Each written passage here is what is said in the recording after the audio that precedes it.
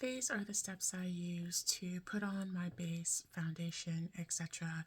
before I put on my makeup. So, of course, I've already done my skincare, I've used my moisturizer, and I have SPF on as well.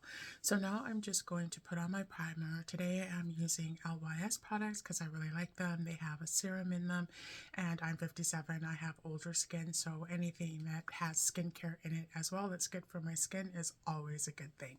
So this is their primer, and I'm just going to put a little bit of that on. And I'm just going to put it like on the outer edges here. I've put another one that, because I'm combination oily, so I put another one that is supposed to be matte on my nose and my cheek area, and so hopefully that helps because I do get quite shiny there. And so that's one of my tips as well, is that you don't have to use the same primer all over your face. So if you have areas on your face that are different from the other, like you don't, just because you're using a matte primer, you don't have to put it all over your face if all over your face does not need to be matte. So this part here of my face never really gets shiny, so I'm using a different primer there, and I used the matte one over here. Then I'm going to wait a couple of minutes, wait for it to settle in before I go in and start putting on my foundation. If you put it in right away, it tends to like slip and slide around, especially if it's a silicone one. This one's a little bit sticky, so it's not so bad, but I still like to wait a minute or so anyway, just to make sure it's in there nice and good and doesn't make everything slide around. So this, again, I forgot to mention, it is the LYS Gripping Serum Primer. And again, everything that I'm using is their like triple serum. It's got serum in it. So now I'm going to go in and I'm going to put on their foundation. And this is the color Golden, which is what I think is the right color for me. My face is actually a little bit neutral, but the rest, like my neck and all down here, is golden.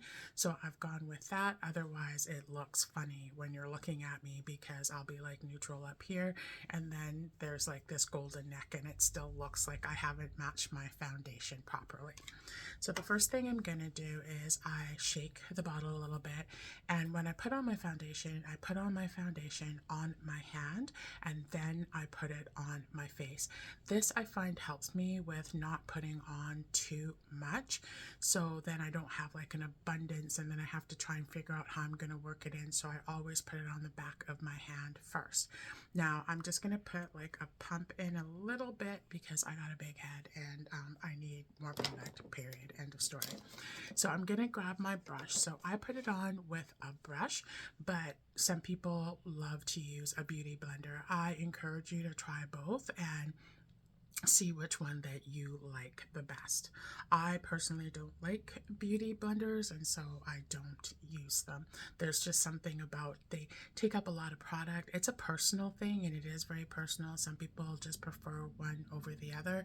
Another thing I don't like about beauty blenders for me personally is that you have to clean them. They get wet on the inside. It takes a long, and they're dense, which means it's going to take a while for the inside to get wet, dry, and anything that's dry and wet, bacteria, it's just a thing that I have, so I don't use them. So I'm going to, and people don't agree with me, and that's fine. You know, like I said, everybody has their own thing. So to me, it's just like, for me personally, I'm just like, you know, they tell you not to use sponges in your kitchen because they don't get dry properly and bacteria can still breed in them because they're dense. And for me, a beauty blender is even denser than that. So I have used one before where I'll like put it in the dryer, but they don't last very long that way, so I tend not to use them. So I start out here first because I used to do it the other way because I saw somebody saying that you should start from like the center first, but I find that doesn't work for me, especially being combination oily, and then I end up with like a bunch of product right here, and it just doesn't work well for me. And I thought I was crazy at first, but then I saw a video with Rose and Ben, they make these fabulous brushes, and they're on IG and TikTok as well. And she was saying that she does the same thing. So now I don't feel so crazy. You know how sometimes like you do something, but you're a beginner, and so you think, okay, like I'm just nuts. I don't know why it's not working for me. It's probably not that way. And then when you see somebody else who is like a professional who says the same thing, then you kind of feel validated, and you know, it just makes me feel a little bit better. It's like, okay, it's not just me. There is some kind of method to the madness on how I feel about that. So I'm just gonna, and I'm moving my head.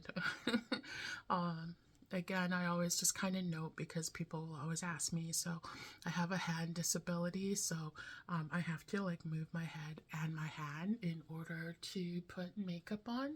So I have trouble gripping and like using force on my hand, so I hold my brush like that because I can't actually grip it with my thumb. I just put it right here in my thumb so that it makes it stay, right? And then I use my other fingers to actually grip. So if I just tried to do it with like my forefinger and my thumb, like most people, my brush would just fall down because I can't hold it. And so I'm just gonna go like this, and I'm going all around. And the one thing that I did want to point out is if you notice, I'm going everywhere, but I'm not going underneath my eye. And the reason that I'm not going underneath my eye is because, well, I'm old. So I have fine lines and wrinkles under here.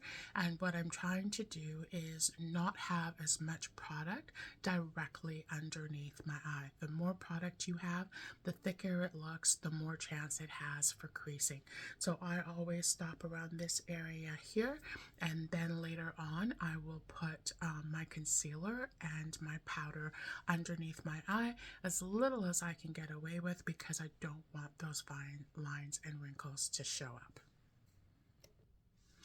Now this is totally optional, but one of the things that I do just before I put on my concealer is I put a little bit of facial oil underneath my eyes. So this is squalene from Good Molecules, and I literally just put like one drop, okay? And I won't even take all of that, and then I'll just lightly put it underneath my eye. And the reason I do this is just to put a little bit more moisture underneath the eyes. So I put in on eye cream as well, but I like to do this like just right before, because it's again makes it a lot smoother and more moisturized, so it's going to look less dry when I put the product on top of it. So that was the LYS Triple Serum Foundation that I put on all over my face, and then I put a little bit of squalene oil underneath my eye. And now I'm going to go in with the LYS concealer as well. So this would be the time where if you felt like you had some darkness underneath your eye, where you would do any sort of color correction. So today to me they don't look that bad, but sometimes I have like a really dark area down here, and what I will do is I go in with like an orange colored concealer, usually from LA Girl, and I will pat that in my finger, wait until it's dry, and then I will put my concealer on top of that to take away from the darkness underneath my eye.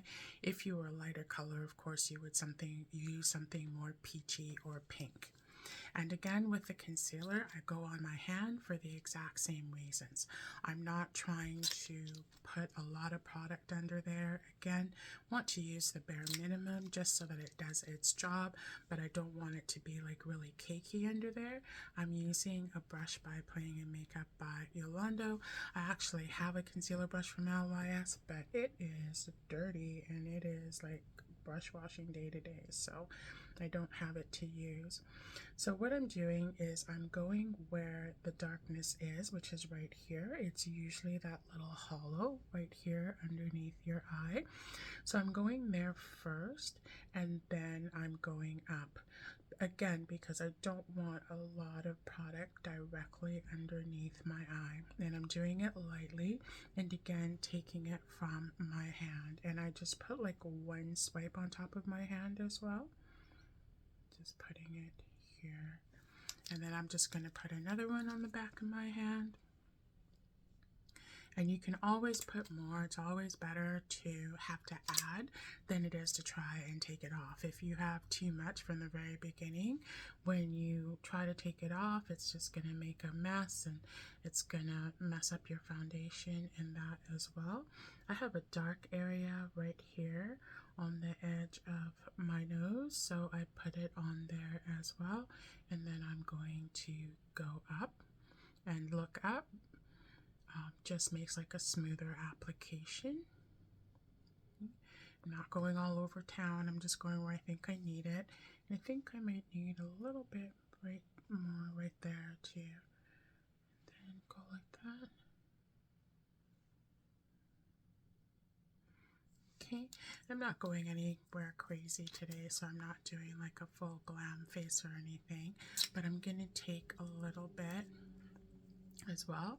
See how it's like really close to my skin color and the foundation color, just a little bit lighter, but not much. So I'm trying to get it as close to the color as possible.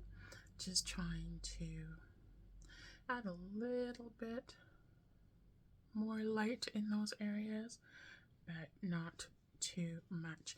If you try to put it like super light where your dark areas are, like say if I had dark right here and then you try to put like a color that is like 2-3 shades lighter, what's going to happen is you're going to make the dark area here look gray. So if you're trying to get rid of dark, what you want to do is you want to do the color correction first. So if it's a darker color, you want to use a color that's going to cancel that out. If it's red, you want to use the opposite color to try and cancel out the red. If you just put a lighter color, it's just going to make the situation even worse. So that was mostly just covering up that area, and so now I want to make the area like a little bit brighter. So I'm just going to take this color, which is even lighter. So it's about 1 shade or so lighter than, but actually I would say more like 2, sorry, than what I just put on. And I'm just going to take a little bit of that.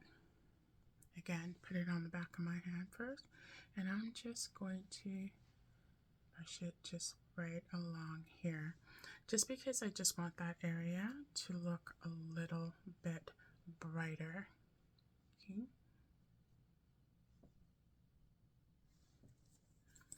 And then I'm just going to put, again, this is all I have on my hand. So when I say a small amount, I'm talking about a very small amount. And then I'm just going to make a little brighter area right around here. And then mid to the center of my chin right here. And because I have nasolabial folds, because I'm 57, I'm going to put some along here as well, just to help with that. Very lightly patting.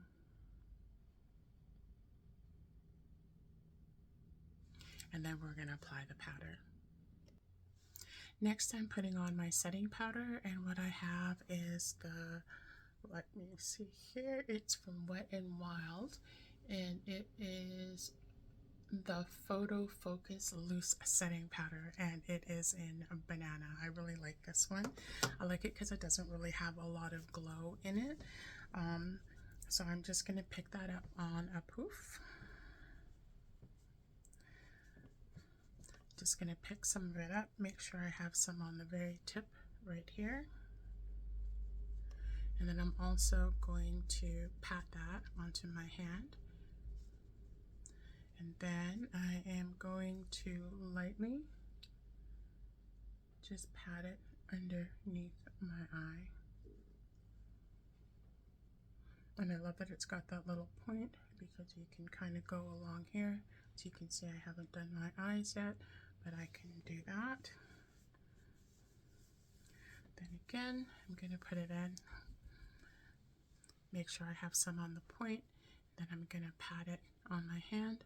And then I'm just going to gently, because remember I put some up here, so you just kind of want to go everywhere that you went with the concealer. I'm going to go along here on my nose as well.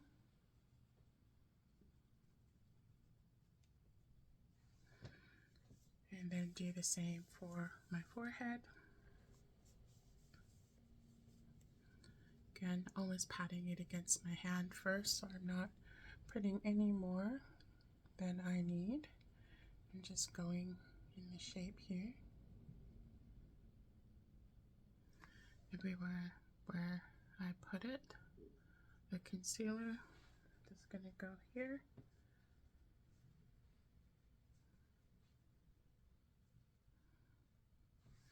And then also patting against my hand again and going underneath my chin and over here.